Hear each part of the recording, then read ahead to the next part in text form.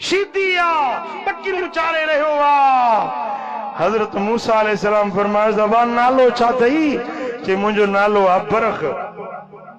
चई बरख मूंखे सुञाणी थो? चे हा सुञाणा थो, अल्लाह जो नबी आई मूसा कलीमुल्लाह।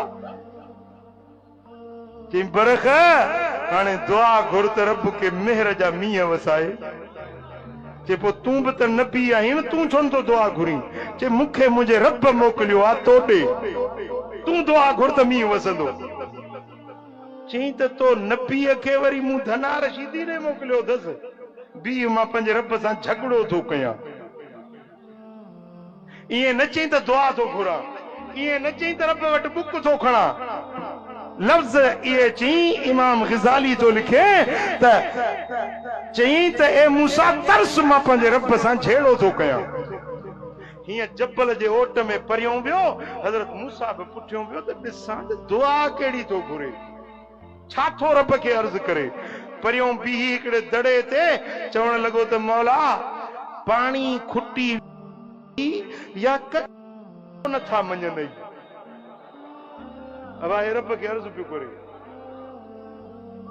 मौला पाणी खुटी वियो अथई या ककर चयो नथा मञंदई, या वरी माण्हुनि ते अहिड़ो कावड़ियो ही जो हींअर ई तो बुख मारीन उञ मारीन।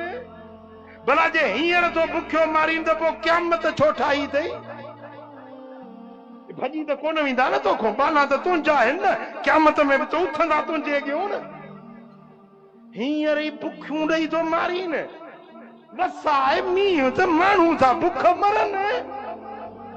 अल्लाह अकबर कबीर। हज़रत मूसा ॾिसे बीठो, बरख ये लफ़्ज़ चया आहिनि, चइनी पासनो बादल ईंदा विया, आसमान बादलनि सां छांइजी वियो ऐं मींहुं टप टप वसण शुरू थी वियो।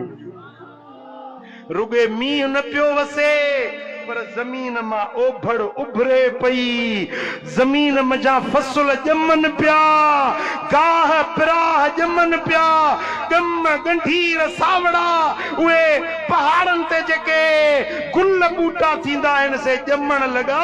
अञा हिन जो अर्ज़ गुज़ारी हले पई त उहा सावक हिन जे गोॾनि ताईं अचे पहुती। इन करामातिल औलिया हक़ुन व मुनकिरुहुम शक्कुन। वलियन जी करामत बरहक़ा, उन जो इनकार उहो कंदो आ जेको बदबख्त ऐं बदनसीब हूंदो आ। पुट समझो था, जेॾी महिल गोॾनि ताईं गाह ॼमी आयो, हज़रत मूसा चयो बस बस बरख बस बस, गंज थी वियो गंज थी वियो। चई मौला हाणे बस, मूसा चए थो बस बस त बस थी वियो, मींहुं बि बस थी वियो।